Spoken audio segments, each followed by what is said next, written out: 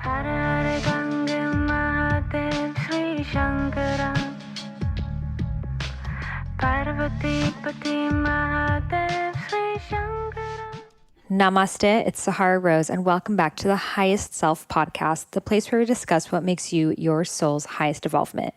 Happy 4th of July, wherever you are. I can't believe we're already in the summer here in LA. It's been a pretty cold year so far. It still doesn't feel like we're in the summer yet, but luckily I got lots of beach time on my honeymoon in Fiji, which was so magical. We went to 2 beautiful, tiny little islands that have like 12 people on them. And it was amazing to just be alone with my husband for 2 weeks after all of the crazy wedding stuff, which I talked about in 2 recent episodes from just last week and the week before, all about the wedding details, my Jurassic wedding. Yes, it was in Jurassic Park, actually, where the movie Jurassic Park was shot in Hawaii.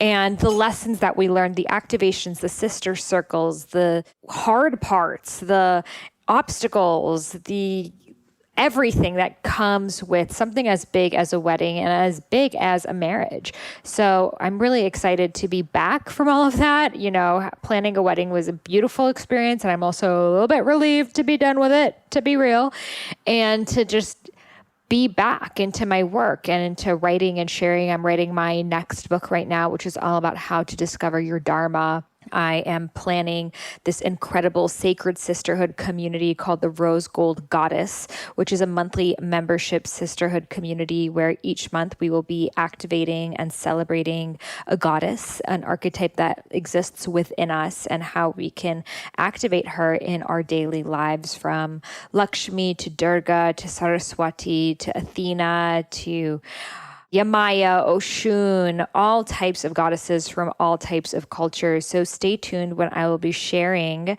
when Rose Gold Goddess is open, and we will be taking our founding members. So in this episode, I chat with Heatherash Amara, who is the author of The Warrior Goddess Training. I read this book several years ago, and I totally resonated with everything she was saying. You know, when you read a book and you're like, yep, I get you. I see where you're coming from. That's how I felt when I read this book. So in this conversation, we talk all about what it means to be a warrior goddess. And we talk a lot about ancestral pain as well, and how we take on the pain and the stories and the sufferings from our ancestors, the people who came before us, both in this life, our actual ancestors, our parents, grandparents, great-grandparents, etc. But even past lives, we can take on ancestral pain from those as well. And that's how your soul incarnates from different lifetimes, that, you know, you may have been a Japanese man in a past lifetime, or a Filipino woman, or something else that may not be your present day culture. But in this episode specifically, we talk a lot more about the actual familial ancestral pains and how we can rewrite those stories. Like, let's say, you know, a lot of my ancestral pain and wounding comes from child marriage. My grandmothers were in child marriages, my actual living grandmothers, and every generation of women before me has been in a child marriage. So me just getting married to someone that I chose to marry because of the freedom of my own will and having total equal partnership in the relationship and being a working woman and having income is literally the first time this has ever happened in my lineage. So we're rewriting the story. So for you, it could be rewriting the story of poverty, rewriting the story of sexual liberation. You know, there's many women I know who have gone through rape, their mothers, grandmothers, etc. And it was something that throughout the lineage has been essentially passed down, something that has caused this, and they are the ones who stand up and say, not again, this stops with me. Or women who their ancestral lineage comes from poverty, or comes from shame, or comes from fear of homosexuality, or whatever it is. And we are the ones who are being called right now to rewrite those stories and put them to an end. So this is another topic we dive deep into in this episode. I also ask her what practices she recommends for breaking these old patterns passed on through our lineage, and how we can look at our story from a new lens. For example, let's say, you know, my story was no woman in my family has ever worked. They've all just been in child marriages and have had no equal rights. Therefore, my story could have been, well, I'm just going to wait for a husband to choose me and be a housewife and live my life forever that way. Or I could have looked at it from the new lens of, because in many of my previous incarnations, even in this family, I wasn't given a choice. I'm going to take ultimate choice and freedom in this lifetime because I know it is something that cannot be taken for granted. So with that, I choose more. I will shine brighter. I will be louder. I will be even more expressed for all of my ancestors that have not had that capacity available to them. So we can look at our story from a new lens. Your story that, oh, my family's always been poor, so I'm going to be poor. You could rewrite that story of, because I know what it's like to grow up as being poor, I know I'm never going to make my child grow up in the kind of situation that I grew up in. Or because I never experienced love, I'm going to be a more loving person because I know what that's like. Or because I wasn't able to be my full self with my family, I'm going to accept everyone as they are without any form of judgment. So we can look at our story, we can turn our pain into our passion and our mess into our message and look at it from a new lens. I also ask her how we can support our partner to open up spiritually. I know a lot of women have asked me, well, what do I do if my partner's not on a spiritual path? And how do I make him open up? How do I make him more conscious? And can you even do that? Can you change someone?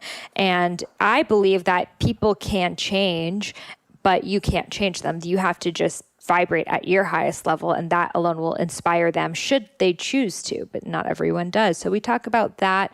We talk about how to giving up our personal power. You know, when we say, oh, well, if he just was more conscious, if he just meditated, if he just did this, we're actually giving up our personal power by saying that, because we are not accepting things as they are in the present moment, which is essentially saying that I'm not capable of being okay with the way that things are. I need things to change for me to be okay. And that's giving up your personal power, because if you're not in total acceptance of the person as they are right now, that person is not right for you. So we talk about that and how to break up with your own judge and victim, because we both have this inner judge and this inner victim, the judge being like, that person doesn't look good. You should be looking like this, blah, blah, blah, judging. And then that victim that's, oh my God, people are so mean to me. People don't understand me. My life is so hard. So we are operating with both of these judges and victims in our heads, and how we can move forward and step up as empowered beings, dropping the shame, the guilt, all of those stories that are not serving our highest evolvements. So without further ado, let's welcome Heatherash Amara to the Highest Self podcast. And before we get started, check out these brands that make Highest Self podcast possible.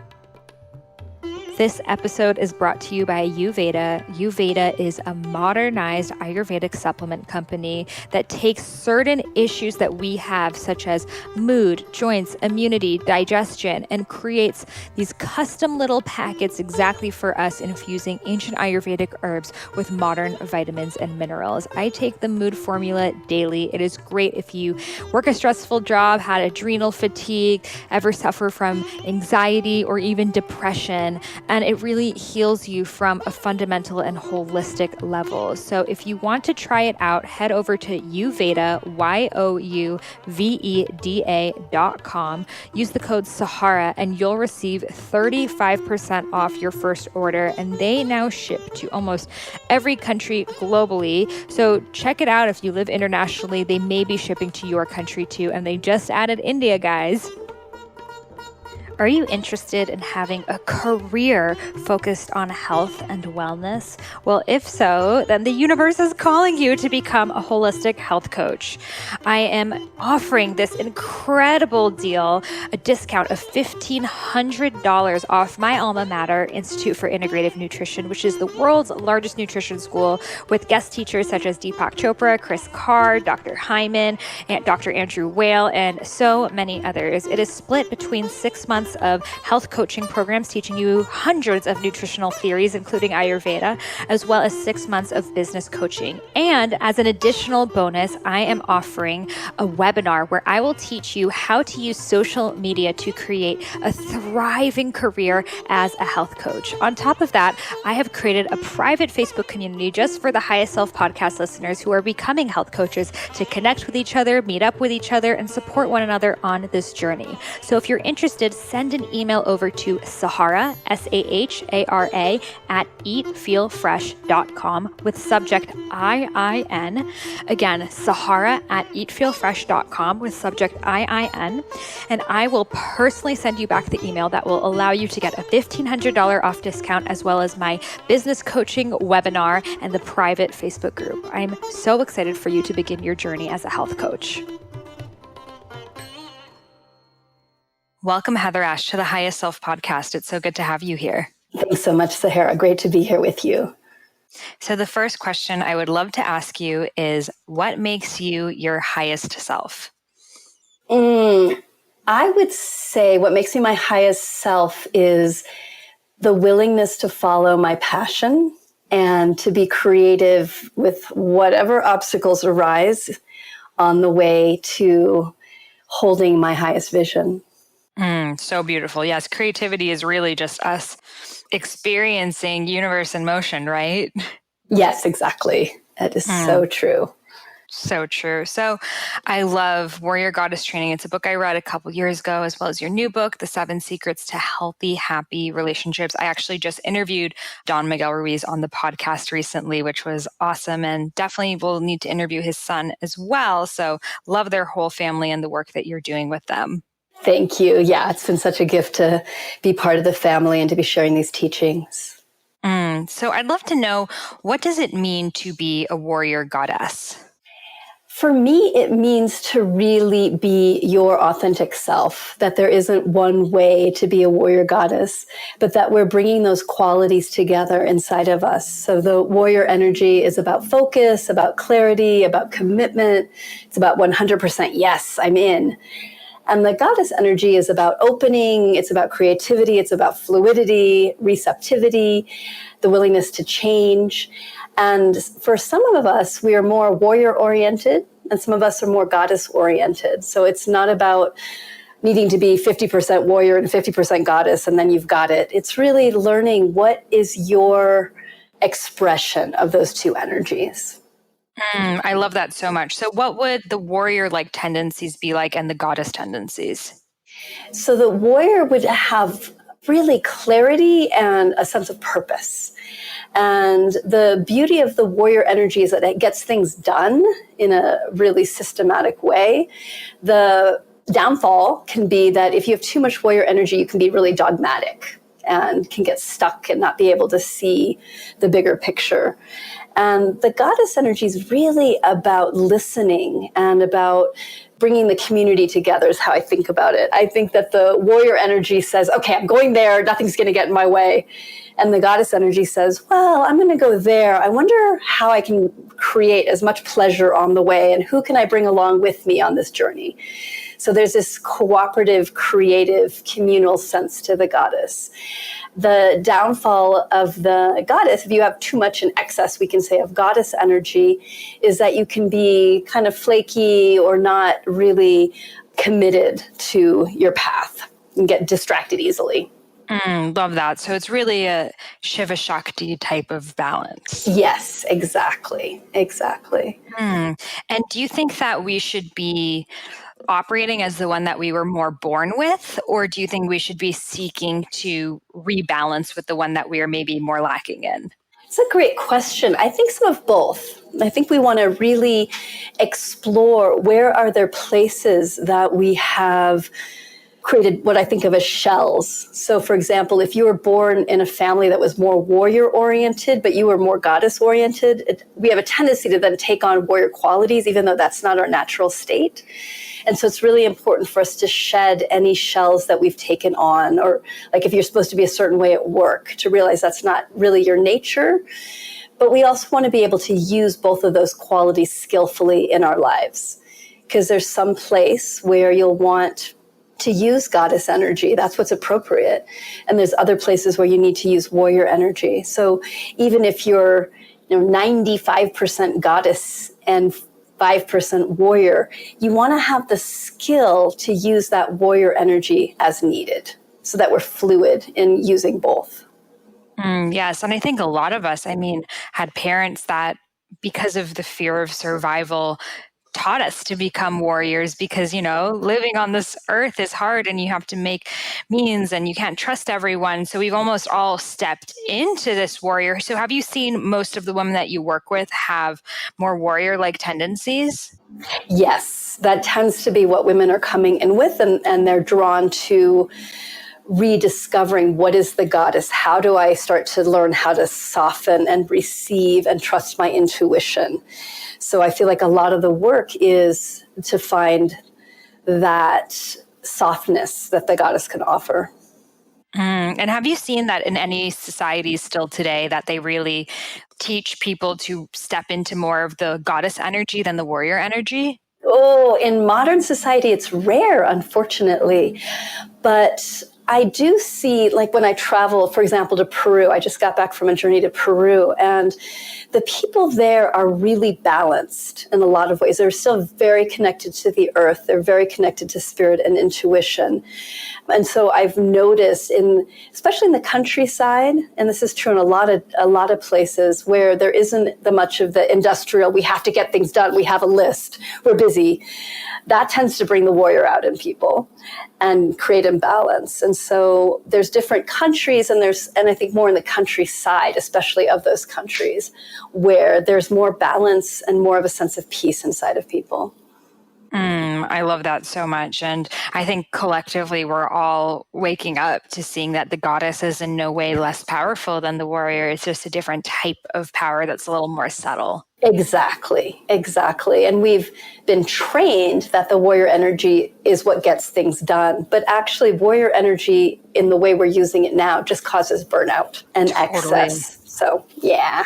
It reminds me, I don't know if you're familiar with the Ayurvedic doshas, but warrior energy is very pitta, fire. Yes. And the goddess feels a little bit more of the kapha, which is earth and luxurious and slow and soft. Yeah, exactly. That's a really good way to map it as well. I love that. So you spoke about how sometimes we take on how our parents and society has taught us to be. So, and this is something that you write about in Warrior Goddess Training as well. How do we take on not only just our parental pain and stories, but our entire lineages? How does this happen? There's a whole science now called epigenetics, which is studying this. And I love, a lot of the work that I do is shamanic in nature that really looks at the energy and what our ancestors believed. And there's a lot of wisdom. And I always find it fascinating that scientists now are studying things and are like, oh my God, look what we discovered. But the shamans were like, well, yeah, we knew that thousands of years ago. And this is one of those things that when you're born, you're not just a physical body, you're an energetic being. We're like little sponges. And we soak up not only what we see our parents doing, how they're acting, not their words necessarily, but how they're acting. But we also soak up their energy. And we also take on the energy from our ancestors because that's our blood. That's our previous energetic code that we just carry forward.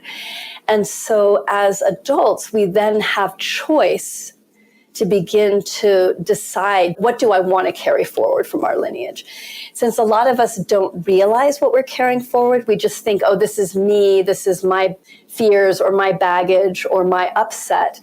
But I find when I start teaching women to look at what they learned from their ancestors or what they're carrying forward, pretty quickly women are like, oh, wow, okay, I'm not broken, or I'm not personally responsible for all of these things that I'm carrying. It's actually something that I'm carrying forward from my lineage because I didn't know any better.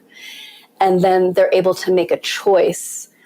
We want to carry forward what's the best from our lineage. And I know that's what our ancestors would want the most from us as well.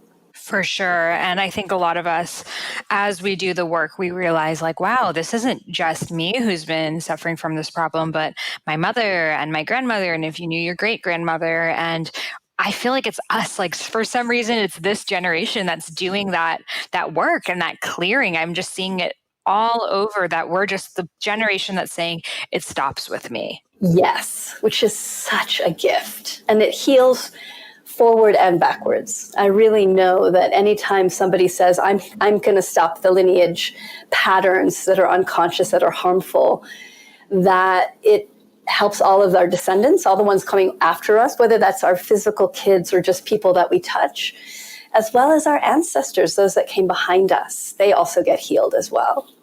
So beautiful. So I'm sure people wonder, how do I know if it's my own shit or from my ancestors? How can you really differentiate? How can you really tell? By starting to name what are some of the patterns that you notice that your parents carry or that your grandparents carried, and also to study what was your grandparents or your great-grandparents' life like. If you can get a sense of what trauma they came from or what challenges they dealt with, you'll start to be able to separate out, oh, right, this isn't mine. This is something that's larger. Now, the truth is, once you take it on, it's yours. I mean, there's that kind of bigger truth that if you agree to something, even if it wasn't yours originally, it now becomes yours. So in a way, it doesn't matter, is this mine personally or is this my ancestors? It's all ours. And it all needs to be cleaned up, regardless of where it came from. But one thing that I've noticed is that as people start holding that intent of, I'm not going to carry what belongs to my ancestors forward, that starts helping to ease a lot of struggle and allows us to then really focus on what's my particular work this lifetime to clean up. And do you think it's sort of one type of issue that we have to face in this lifetime, or it's a series?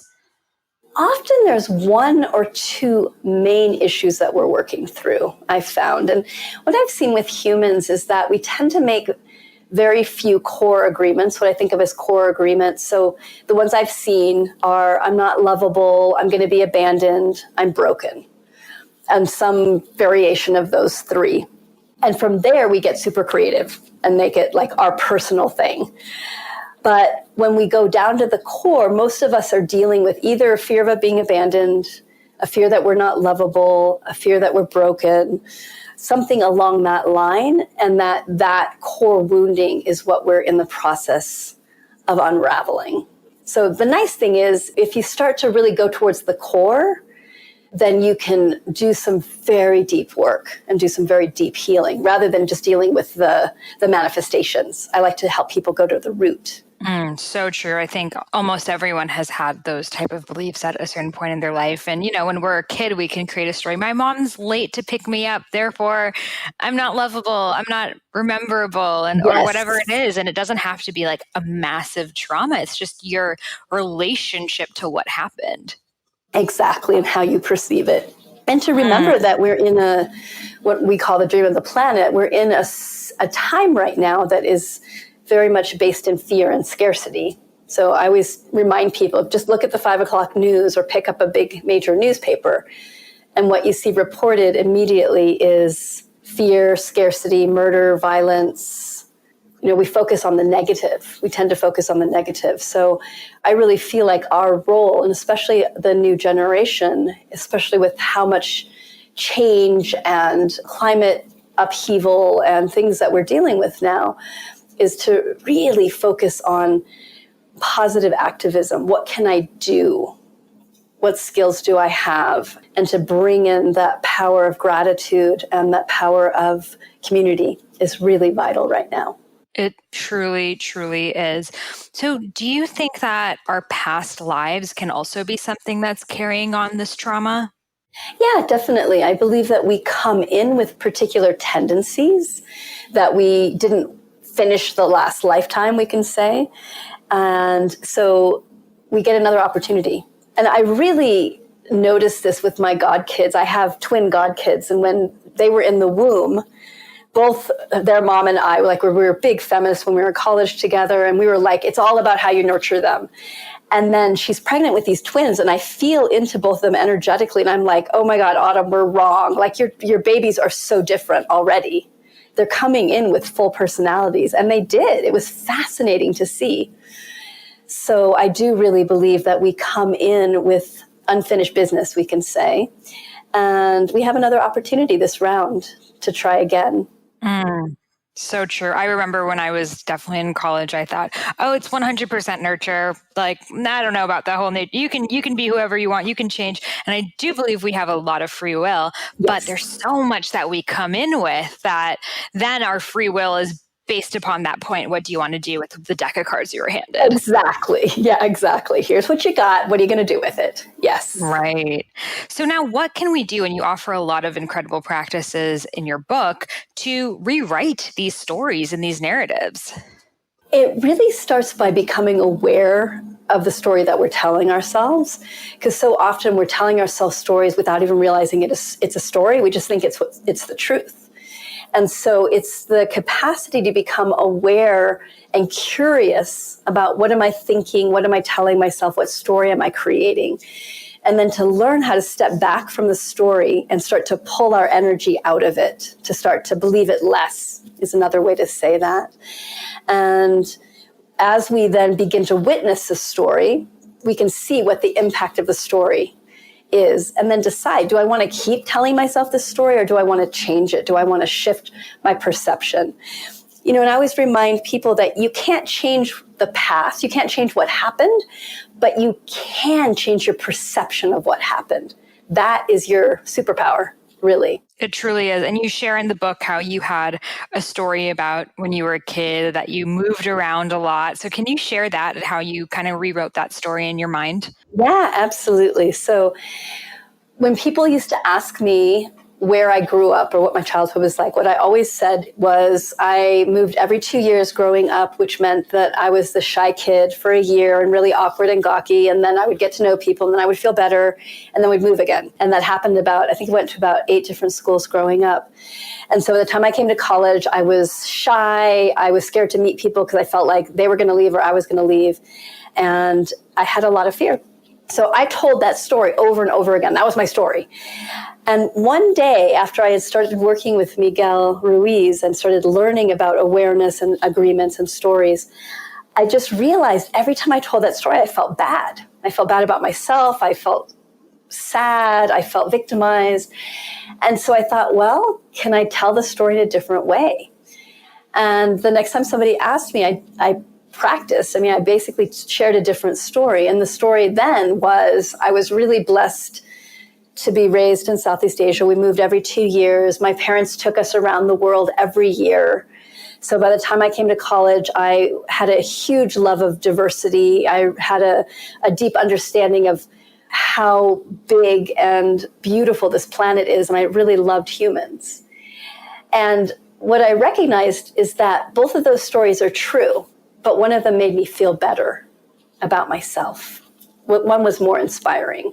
I love that. And I think there's also this kind of like collective of putting yourself down to make other people relate to you. So maybe if you were like, oh, I had such a hard life, and that almost creates a level of connection when you share something vulnerable about yourself, but then we are sharing only those more negative things rather than owning how magical and powerful and beautiful parts of our lives have been. So true. We have to be really mindful of how we're creating connection with people and how we want to create connection. So to really watch that tendency that we can have to say, oh yeah, my life was terrible too. Oh, my life was worse than yours. Oh, your life was really bad. Oh, here's something else that happened. And we also have to be really mindful not to do the opposite, which is my life was great. It was fine. Everything was wonderful. So the extremes of always being negative or always being positive. And what I found is that vulnerability is really important, to be willing to be vulnerable, but that the vulnerability is coming from a way to actually be more empowered rather than be more victimized. Yes, exactly. And I think most of us were just so used to the vulnerable shares being more of the negative side that now being vulnerable about success or something great that happened to you, Yes. I think that it requires even more courage sometimes. Yes, it does. It does. And to just know that you may have to really find community or friends that can support you in your success. Right. Because it can trigger people if that's not the right person. Exactly. And to just recognize the whole world isn't that way, just that person hasn't gotten through their own fears yet.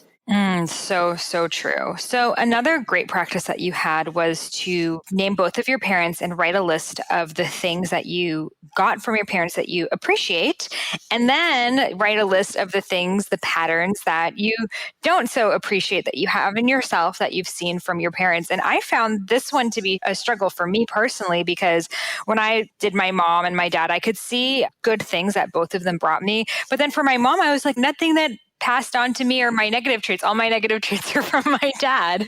So do you ever see that happen sometimes, that it's almost like you feel like you took on one parent's shadow side more than the other? Yes, definitely. And it tends to be, I found that a lot of women struggle with their dads. And I think that's really common because of how men were trained to not be connected to their emotions and to be more stern. Anybody who had a dad raised in the 50s is going to definitely be struggling with that. But there's also a lot of women that had big struggles with their moms. So, but it does tend to be one or more parent that there was the strife with that we then take on. I'd love to introduce you to the tea brand I've been loving recently, Vadam Teas. The tea starts in the mountains of the Himalayas and within hours of harvest are packed at their tea facility and shipped all around the world. I'm personally indulging in their Master Tea Assorted Pack, which contains 15 loose leaf blends, black, oolong, green, and white. They pack their teas in single-serve premium pyramid tea bags so you can have the convenience of loose leaf tea anywhere. Not just this, but they've managed to eliminate all middlemen from the sourcing process, thereby retaining all earnings in the source region for the farmers. These teas are fair trade, organic, and pesticide-free, and they benefit the farmers directly, which I deeply care about. Additionally, every time you pick up a pack of Vadam teas, a part of the revenue goes towards educating the tea growers' children, which makes it all even more worthwhile. Oprah just listed as one of her top favorite things, so I take Oprah's word for it. If you want to try this out, head over to vadamteas.com, VAHDAM and use coupon code Sahara for 20% off. Again, head over to vadamteas.com and use coupon code Sahara for 20% off. Okay, real talk, the product I'm about to tell you about is literally the best thing I've ever put into my mouth, and that is saying a lot. And this is Organifi's Gold. So essentially, it is the hot chocolate of your dreams with none of the sugar and all of the turmeric and reishi, with a touch of ginger as well. It is delicious on its own, just with water. When I was on my Panchakarma and I couldn't have any sugar or chocolate, anything like that, I brought my Organifi Gold with me. Panchakarma approved, and all I needed was hot water, and it was the perfect, just sweet, soothing, desserty taste that I so deeply crave after meals. And it makes me feel so calm, so restorative. It is my optimal nighttime tonic. And literally, I've gotten all my friends on it, and I'm pinching myself that they are my podcast sponsors, because even if they weren't, I would still be telling everyone about it. So head over to Organifi.com and use coupon code Sahara for 20% off. That is Organifi, ORGANIFI.com. Use coupon code Sahara for 20% off your gold.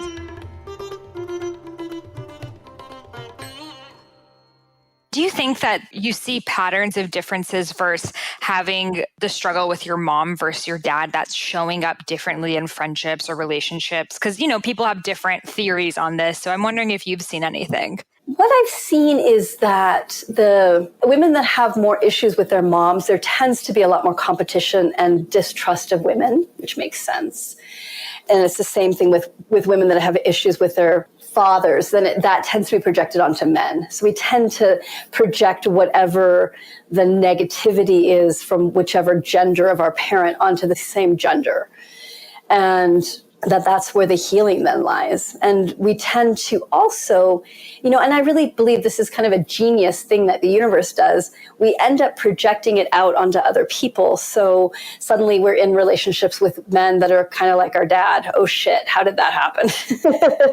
But it's because we're trying to heal it. Or we get into big competition with women and we're really struggling with women. But it's, again, the universe is saying, hey, sweetie, this needs to be healed. Here's another opportunity to heal it. So very true. And it's going to keep showing up until we do. Now, and a lot of us are saying, well, I want to do the work, but what does that really look like? Does that mean I have to go to therapy? I have to do ayahuasca? Like, what can we do to clear this in a practical level? Yeah, it's such a great question. One is committing to yourself, committing that you want to step into your center, into your authenticity. And the second is to just recognize, I think there's two things that we always want to be doing. One is cleaning, becoming aware of what are the agreements, the patterns, the beliefs, the actions that I'm taking that don't serve me. And there's a lot of different tools around cleaning, a gazillion. If you understand that you're here to clean, and it's not about you're going to clean and then everything's going to be better, that you're actually here to enjoy the process of clearing and cleaning. And it's going to be a lifetime process. Just relax into it, start enjoying the process. Once you're clear with that, the tools will start to show up. Or you'll be like, I need a tool, let me go find one, because there's so many different ones. Some of my favorites for cleaning is a practice called recapitulation, which is about going back into the past and reclaiming your energy that you've lost. It's a beautiful Toltec practice. Another one is a practice called not doings, which are so fun because a not doing is taking an action that you would normally not do, like sometimes the exact opposite of what you would do, because it helps break up your patterns and your behaviors. And then the second thing is to do more of the things that you love. What do you love doing? What lights you up? What brings you peace? What brings you joy? And that sounds easy, but that can be really challenging for some people to let themselves have pleasure. So both of those, cleaning, do more of the things that you love. I love that. So good. And you have a lot of really great little exercises as well in your book, which I super recommend for people to check out. Yeah, I'm a way practical girl. Yes, yes. So I'd love to also talk about your other book, The 7 Secrets to Healthy, Happy Relationships. A lot of us, I mean, everyone is in relationship. And a common thing that I see showing up, a question that I get all the time is, what do I do if my partner is not, quote unquote, spiritual? He doesn't want to meditate. He doesn't want to do yoga. Doesn't want to eat my vegan food. How can I make him more spiritual? So I'd love to pose this question to you. Yes. The answer is you can't make him more spiritual. We get into relationships because we want connection, and your partner doesn't have to be exactly like you. And I hear this over and over again, that women, either they go into the partnership and they were already on a spiritual path and they fell in love with somebody who wasn't, and then they're like, okay, now you have to change. Or they weren't on a spiritual path, they get on a spiritual path, and then they say, okay, now you have to change. Either way, your job isn't to make your partner more spiritual. Your job is to accept your partner with where they are. And you can invite them, you can reflect to them. I mean, what I see often is the best kind of medicine is do your work, do your path. Let your partner be who they are. And if they're interested, they're going to see you changing and they're going to want to join you, perhaps. But perhaps not. Maybe their connection to spirit is through sports or is through their work. That's where their passion is. So I always invite women to look at what is your partner's passion or what is their gift that drew you to them. And instead of trying to make them somebody else, honor what they're doing. So very true. Yes, my partner, he works in the music industry and like produces electronic music. And it's so different from what I do, but I see that that is his spiritual practice, to be in the music studio, connecting to the sounds and being alone. Like that is meditation for him. It's not chanting mantras, but that's how he does it. And I totally allow that. And I think that there's such beauty in polarity, seeing like, wow, you see the world in a different way than I do. And we can discuss that. Whereas in the past, when I've dated the like people who are exactly like me, but in male form, I didn't feel that. I felt like, oh my God, I feel like, am I the dude? Like it was just a little bit of a battle of really feeling that like, not sure if I'm obsessed with you because we're very similar or repelled by you. Yeah, exactly. And there's the gift of really respecting each other. And that's what we want. That's what makes good relationships, is that respect. That I respect how you interact with the world and that I open to you respecting my choice. But mostly, even if your partner doesn't respect what you're doing, you get to respect what you're doing. That's not their job. So how can we deal with that? Because I hear that too of people with a partner who actually makes fun of what they're doing. They call it woo-woo, or they don't believe it, or they're rolling their eyes. How can you cope with that type of relationship? What I would say is it's a good thing to sit down with your partner. If you're finding yourself getting triggered or feeling minimized because your partner's teasing you about your path or your choices, I'd sit down and have a really vulnerable conversation. And this isn't usually where we go, but I find this is what creates the healing. And to say, I've noticed that I'm really passionate about these things. I don't need you to be passionate about them. But what I find is that when you're sarcastic with me or when you roll your eyes, that I feel less open to you. And I really would like our relationship to deepen. So can you find a way to, you don't have to agree, but can you find a way to just respect my choices and what I'm doing? And then to talk about what that would look like and to invite your partner to also be vulnerable. Because often people will do things like tease or make fun of because they're actually insecure, because they're afraid you're going to go off and not care about them or invest all your time in what else you're doing. And so if you can bring your vulnerability forward and create the space for them to bring their vulnerability forward, then you can go deeper in the relationship.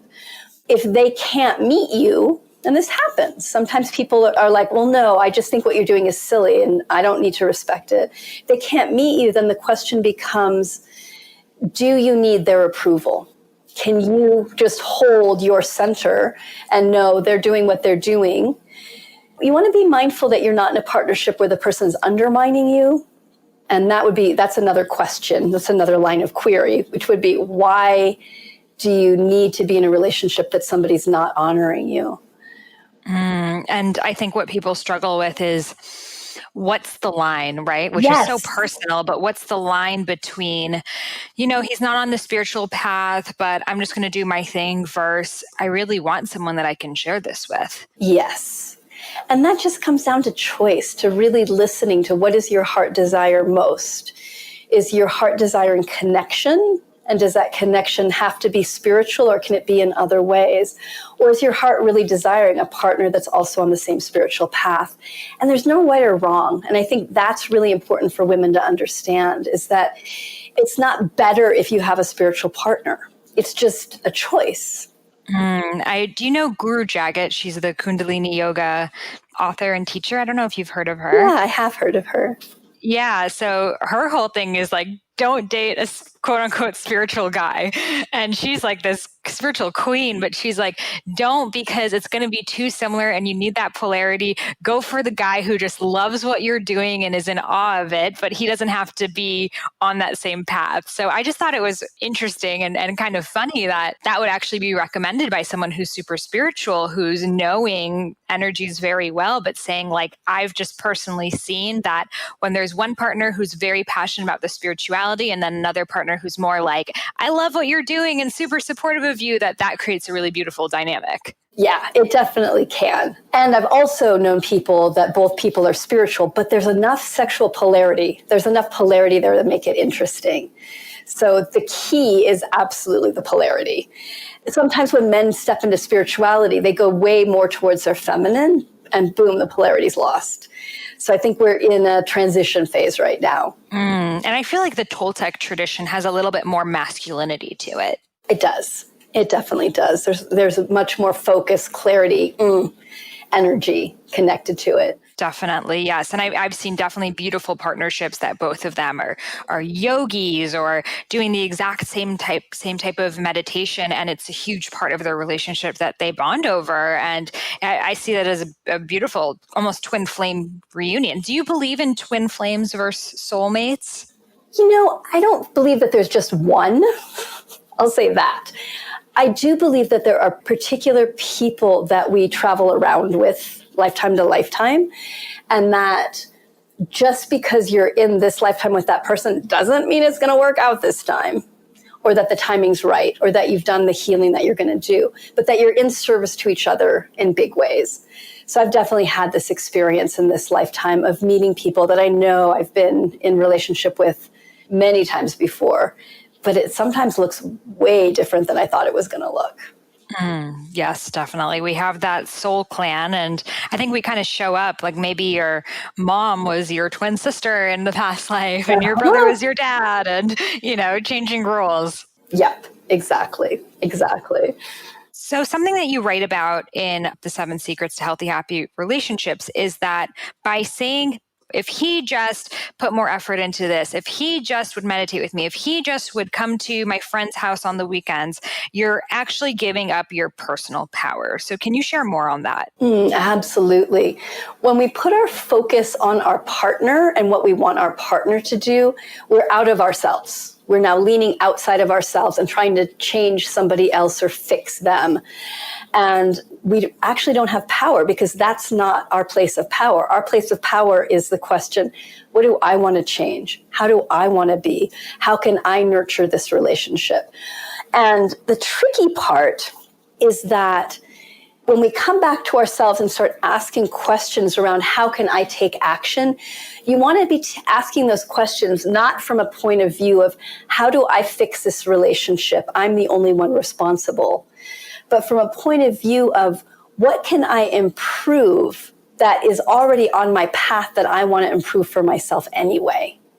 And why I say this is I see women oftentimes, unfortunately, get into this thing of like, if I just fix everything in myself, then the relationship will be okay.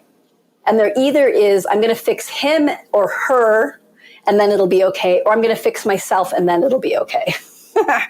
Like I'm to blame or they're to blame. And we have to get out of the blame. We have to get back to a place of power of, I'm going to try this. I'm going to run an experiment. I'm going to explore.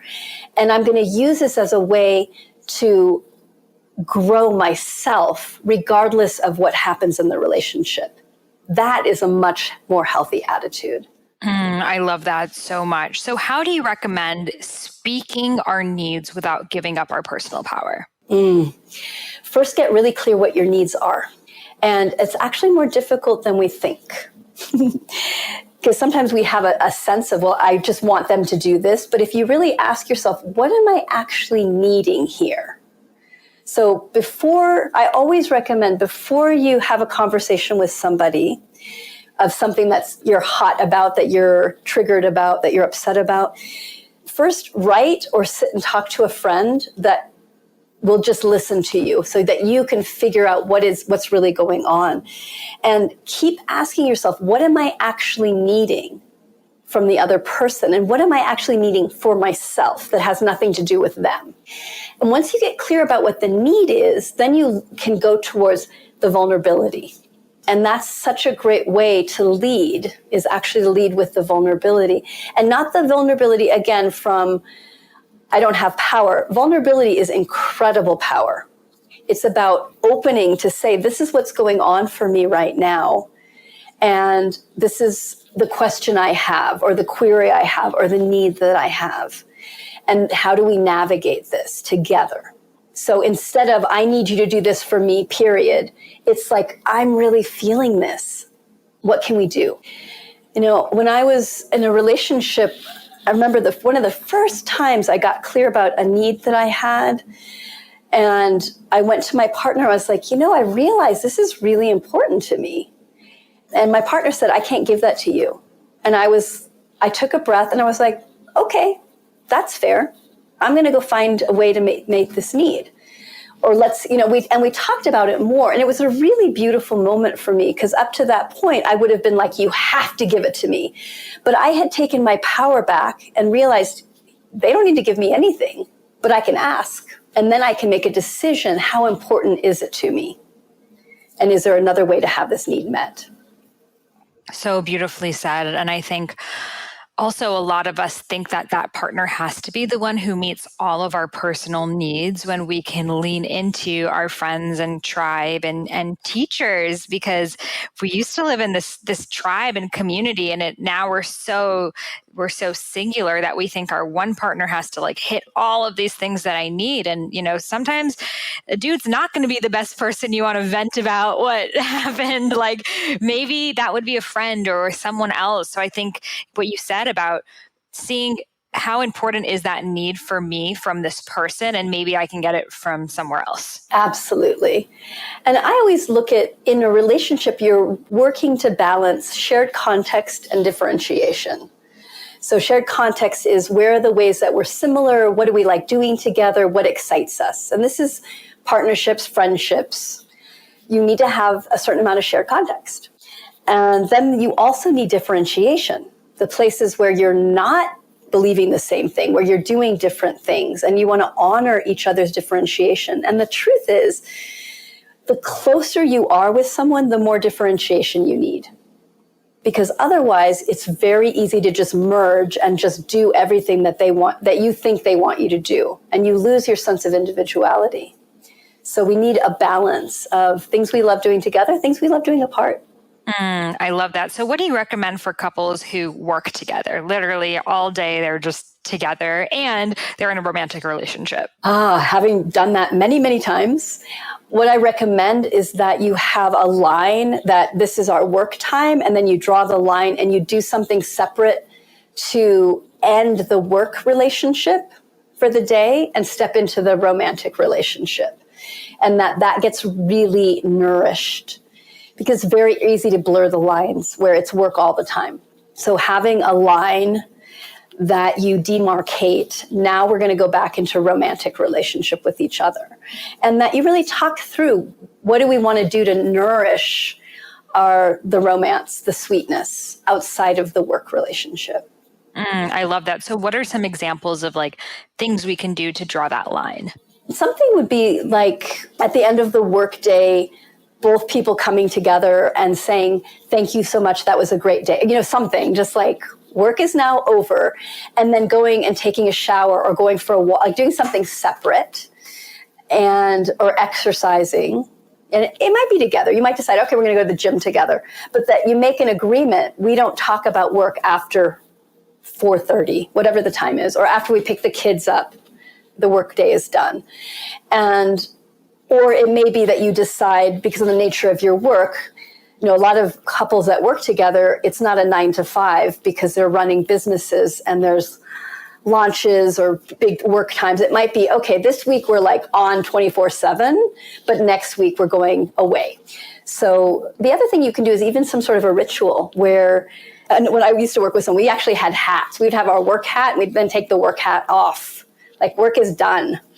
So you can do something like that, or saging the space, or rattling, or lighting a candle. That's, okay, now we're transitioning out of this one world and into another. So what little ceremony or ritual can you do to mark that line? I love that. The ideas of the hats is really funny. Even for ourselves too. I work from home. That's like, I should probably wear a hat during the day just to be like, I'm off work now. I can chill. Exactly. Yeah. Because it's easy to blur. Yes. Even some people, they wear like a uniform or something, work clothes versus hanging out clothes. Yes. Something that's like, you're in a different mind state. Yes. Yeah.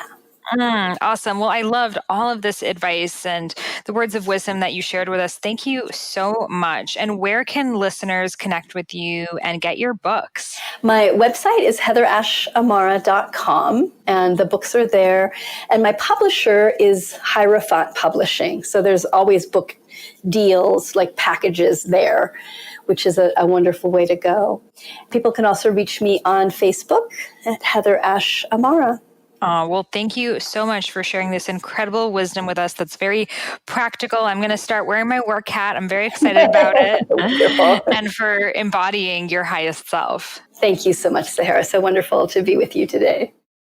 Oh, yes, yes, yes. How epic was that episode? Do you resonate with being a warrior goddess? Being a warrior goddess, like when I first heard that word, I used to actually not resonate with the warrior archetype. I remember years ago when I was 23, I did this goddess retreat with my friend, and each day we had people activate a different goddess archetype inside of themselves, which is exactly what I'm going to be doing in Rose Gold Goddess, my new monthly membership society, where each month we are embodying a different goddess and activating her in our everyday lives. Well, I started doing this when I was 23, teaching people how to do this. And I remember the goddess that I was not resonating with was Durga. I was like, she's so fierce and strong and, powerful and like I didn't like that. It was the part of me that hadn't fully stepped up and embodied my inner Durga, that I found her aggressive.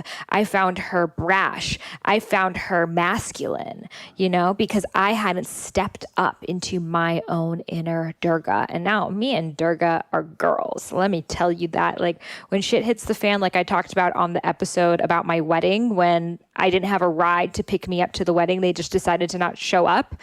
I brought out that inner Durga. Like first I was all calm, meditating. I'm going to wait. After an hour of not having a ride and almost not making it to my own wedding, I'm like, okay, I need to get involved. And that is when the Durga just came through. And I am grateful that she did come through, because I had to bring out the lioness to get to my wedding. Had I not, I probably wouldn't have made it to my wedding. And that would have really, really sucked. So this is why it is important for us to activate all of the goddesses, especially the goddesses that may feel icky to us. They may feel unfamiliar to us. They may feel scary to us, because those are the parts of ourselves that we haven't fully owned.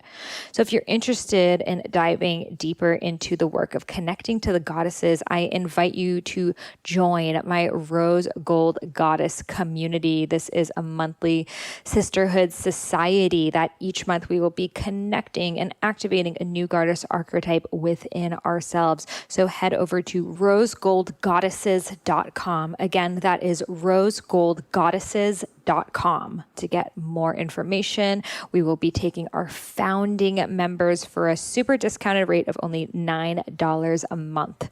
And this includes monthly webinars, PDFs, and tons of advice from music to meditation practices to connect with each goddess. And I'm so looking forward to seeing you at the launch party that we will be having in cities all across the world. If you loved this episode, I would love if you could leave me a review in the iTunes store. And as a free gift, I will share with you the first half of my unreleased book, Eat Right for Your Mind Body Type. Simply email a screenshot of your review over to Sahara at eatfeelfresh.com. Again, Sahara, Sahara, at eatfeelfresh.com. And I will send you over the first half of my unreleased book, Eat Right for Your Mind Body Type. Thank you and namaste.